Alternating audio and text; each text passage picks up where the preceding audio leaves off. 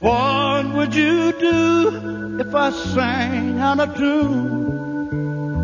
Would you stand up and walk out on me? Lend me your ears and I'll sing your song. I will try not to sing out of key. Oh, all I need is to get. I say I'm gonna get high.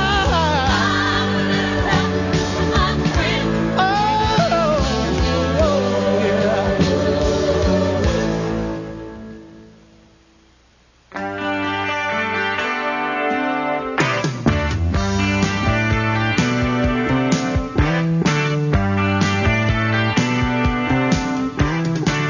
1968. I was 12 years old. A lot happened that year. Denny McLean won 31 games, the Mod Squad hit the air, and I graduated from Hillcrest Elementary and entered junior high school. But we'll get to that.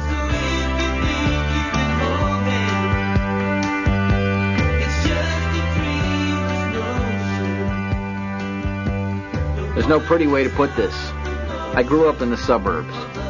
I guess most people think of the suburbs as a place with all the disadvantages of the city and none of the advantages of the country, and vice versa. But in a way, those really were the wonder years for us there in the suburbs. It was kind of a golden age for kids. There, that's me, Kevin Arnold, 1968, the summer before junior high school.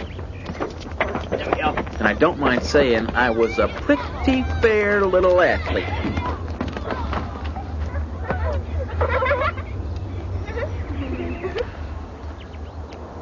It was a pretty hard pass.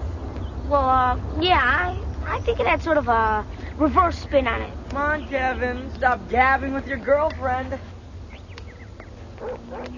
She's not my girlfriend. This was true. Winnie Cooper was not my girlfriend. When we were very little, we used to go down to Harper's Woods and catch fireflies, but we really hadn't hung out at all together since we were about 9. Uh-oh. Think girlfriend's mad at you? Maybe you better go give her a big French kiss. Shut up, Wayne. Hey, girls, come on over here. Kevin's gonna show you what a French kiss is. What face? What did you say? Nothing. This is the way most of my conversations with my brother Wayne ended. Apparently, he just deeply regretted the fact that I had been born, and he wanted me to feel the same way. Come on, Wayne. Let him up. I'm sorry, Paul. This is a family matter. That was my best friend, Paul Pfeiffer. Paul was allergic to everything. Wayne used to say he was even allergic to his own snot. Wayne was a really funny guy. Hey, Wayne! Knock it off before I do the same thing to you.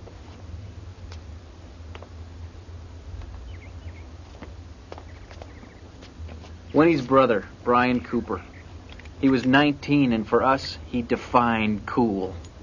He had this really great 59 El Camino. Didn't run, of course, but he was always out there working on it. Sweaty, grease all over his hands. What a guy. That June, he got drafted and packed off to Vietnam. But his car was still out front, up on blocks, as kind of a reminder of who really ran things on our street. Mom, can Paul stay for dinner? Sure, if his mom knows. What are you having? What are we having? Título, I'm allergic to it. What else? salad. And more heavy fighting in the Mekong Delta today. Marines and South Vietnamese troops occupied and then destroyed several guerrilla strongholds. Casualties were heavy on both sides. Any minute. 19 American Between the traffic and his job, he's liable to be very tense. So let's not make him crazy. He's always tense. That's true. He's always tense, but he's not crazy yet. So let's try to maintain that sense of equilibrium. Hi, hon. How's traffic? Traffic's traffic. Dad had a Spartan sense of language. Cameron, honey, you said you were going to come home early and help me with dinner. peace, Mom, okay? Peace is fine. But you said you were going to help me with dinner. You have so much bad karma in your life. You know that, Mom? I'd be careful if I were you. Thank you. I'll keep an eye out. In the meantime, when your father gets back, try not to make him crazy.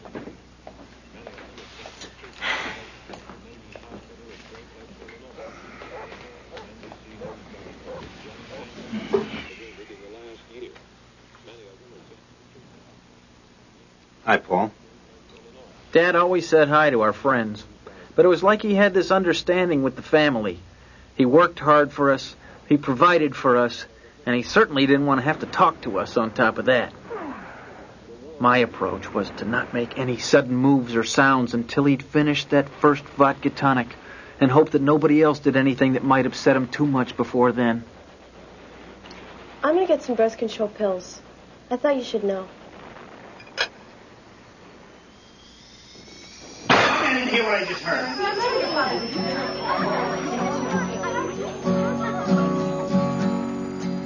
And that's pretty much the way that summer went.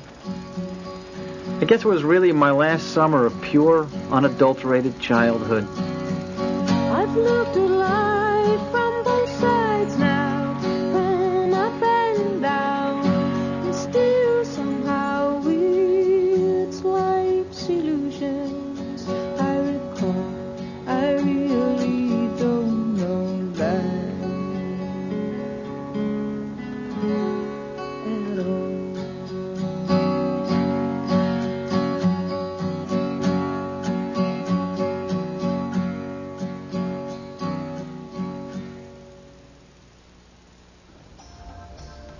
This was it.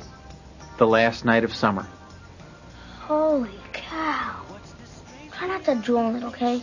If Karen finds out I have this, she'll kill me. Paul and I decided that the best way to prepare for junior high school girls was to look at them naked.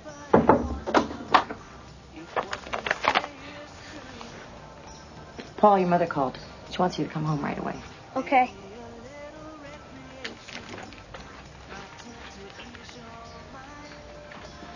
Well, I guess I'll see you at the bus stop. Yeah.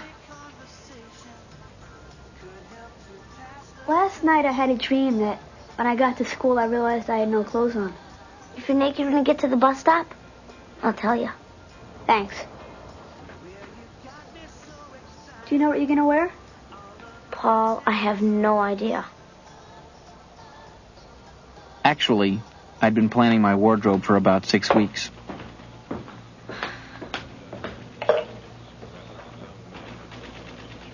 You're not going to wear that to school, are you? No, Mom, I got a job as a male model.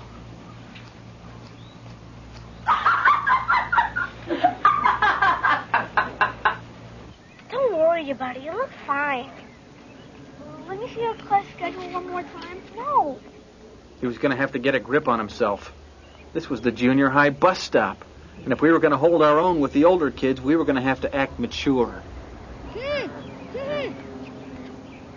We seemed to have something of a height disadvantage. But we did our best to fit in.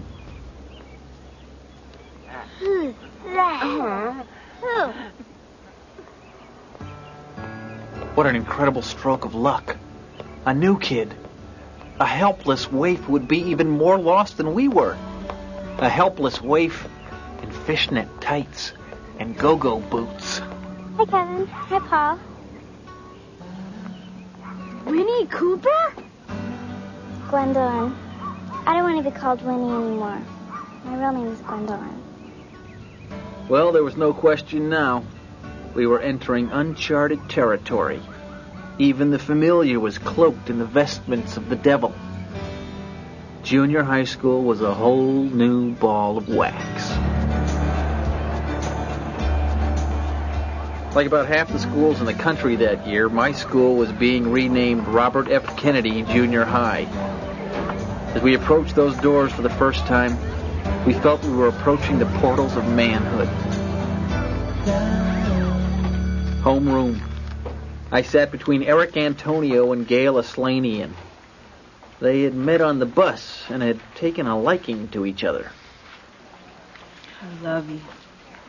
I love you, too. And I love you both, but I'm having a little trouble breathing here. I was about to have my first sexual experience, and I wasn't even one of the principal players.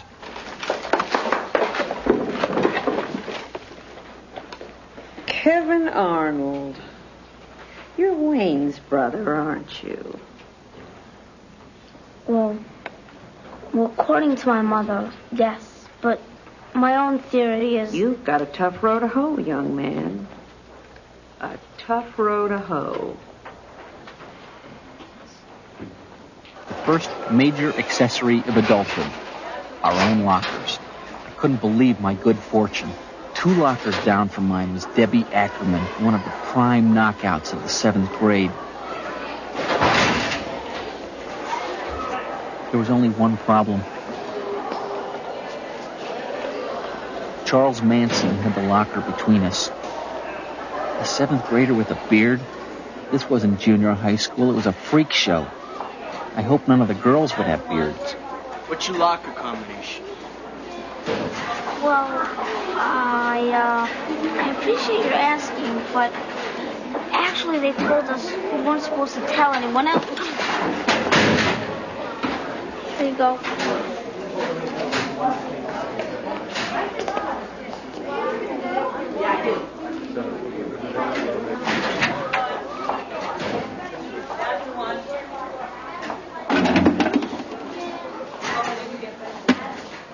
Anybody finds out about these,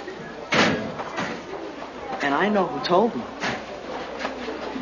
Who? It was my only shot. I thought maybe I could trick him. You, that's who. Oh, right. In one of those quirks of scheduling, my first class was gym. This meant that I had to wake up in the morning, shower, get dressed, go to school, get undressed, run around, shower, and get dressed, all in the space of about 45 minutes. Well, people, a lot of you probably think this is gym class, huh? I was overwhelmed by a sudden panic. Things hadn't been going that well so far, but if this wasn't gym class, I was in bigger trouble than I thought. Well, it's not. People, it's physical education class. Through those doors, they educate your minds. In here, I educate your bodies. I'm an educator, okay? A body educator. Of course, we didn't realize it at the time, but this guy had the biggest inferiority complex since Napoleon. People, when you leave this class, you're going to have smart bodies. Smart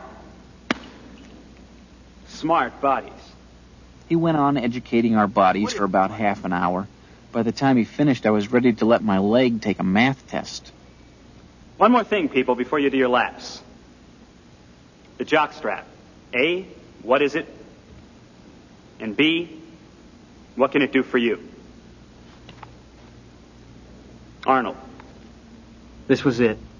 I felt like a fighter pilot under heavy enemy fire.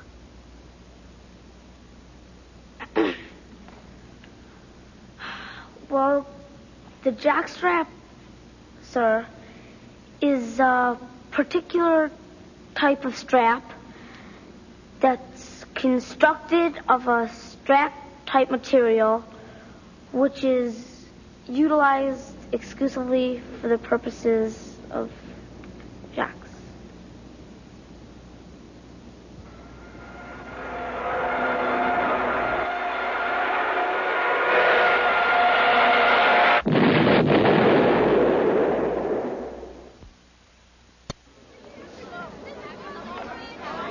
Lunch. At last, something I figured even I couldn't screw up. Where do you want to sit? Anywhere. Let's just sit here. A suburban junior high school cafeteria is like a microcosm of the world. The goal is to protect yourself, and safety comes in groups. You have your cool kids. You have your smart kids. You have your greasers. And in those days, of course, you had your hippies. In effect, in junior high school, who you are is defined less by who you are than by who's the person sitting next to you. A sobering thought. Try to look like you're having fun.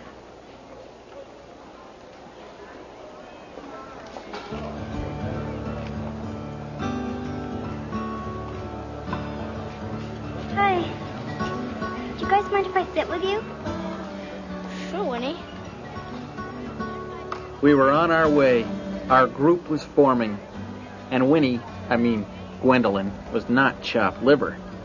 Who knows, maybe we even had an outside chance to become the cool 7th grade group. If we could just remain inconspicuous until we picked up a few more members. Hey, Steve. You look like my baby brother and his girlfriend have found each other. She's not my girlfriend. He thinks you are so cute. I don't think she's cute. He wants to give you a big, wet kiss.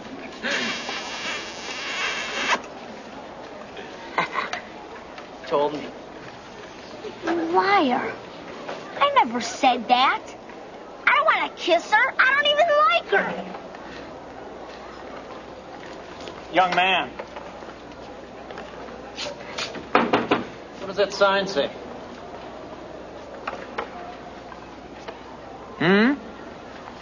You take that apple through that door and you're asking for detention.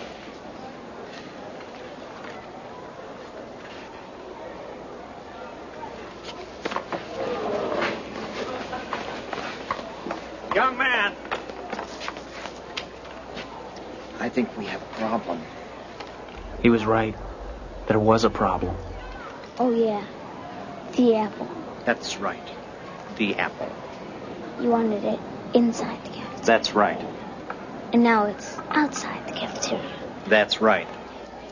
The conversation was getting stale. I asked myself, now what would a guy like Brian Cooper do in this situation?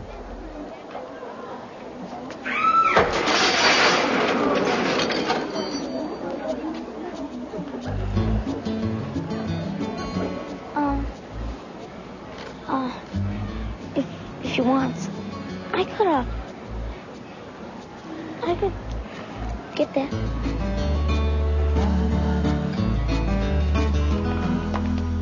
Well, Kevin, perhaps we should start by asking you to explain what in God's name moved you to do what you did? I wanted to tell them that Wayne had embarrassed me, that the other kids were laughing, that Mr. DePerna had played power games with me, that Winnie had seen the whole thing, and that she'd been wearing pink fishnets and go-go boots. I don't know. I don't know. That's all you have to say? I don't know? Kevin, the question is, what did you hope to achieve by throwing an apple into a cafeteria? No, butthead. The question is, why do you have a brain the size of a baby pea? Kevin, Mr. DePerna just asked you a question. What did you hope to achieve by throwing that apple into the cafeteria? World peace. Kevin? Nothing. Well, Kevin, that's exactly what you did achieve. Nothing. Now, I'm going to let you go without any further punishment. But I want you to know that I'll be keeping my eye on you. Do you understand that? Kevin, do you understand that? Yes. I'd like to take him home now.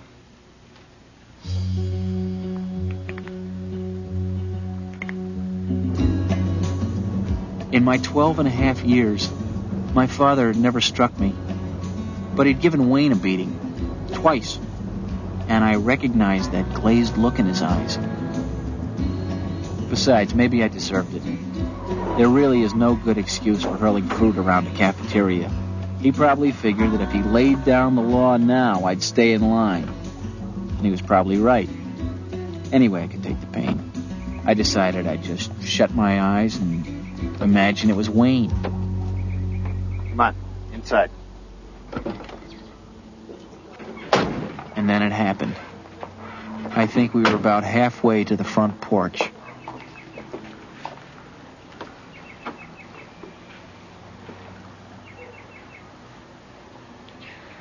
Brian Cooper was killed.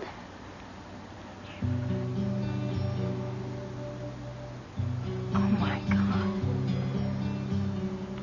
When did they find out?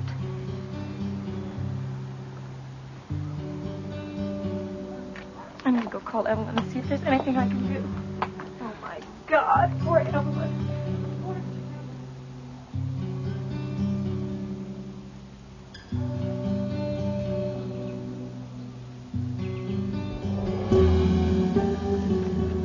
That night, I decided to go for a walk. The days were still long, and back then, kids could still go for walks at dusk without the fear of ending up on a milk carton.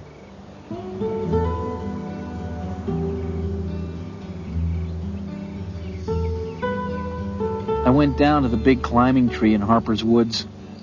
I didn't admit it to myself until years later, but in my mind was the shadow of a thought that Winnie might be there.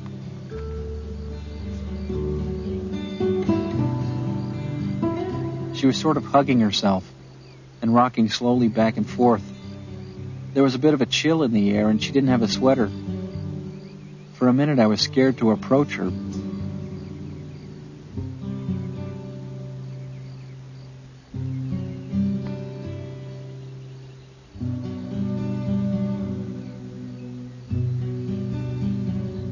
I didn't know what to say. I had the strangest feeling. It was impossible for me to believe that Brian was dead. I'm sorry about Brian. And I'm sorry for what I said today. It wasn't true. I know.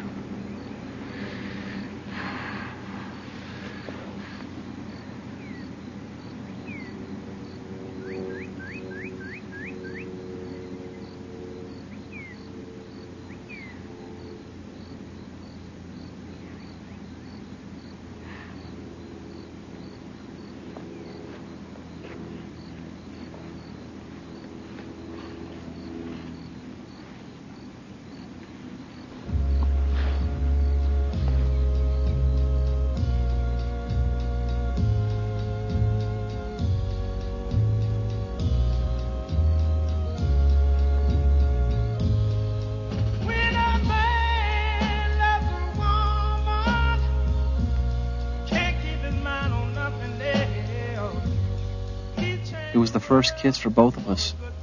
We never really talked about it afterward.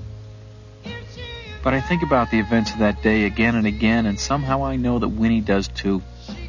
Whenever some blowhard starts talking about the anonymity of the suburbs or the mindlessness of the TV generation.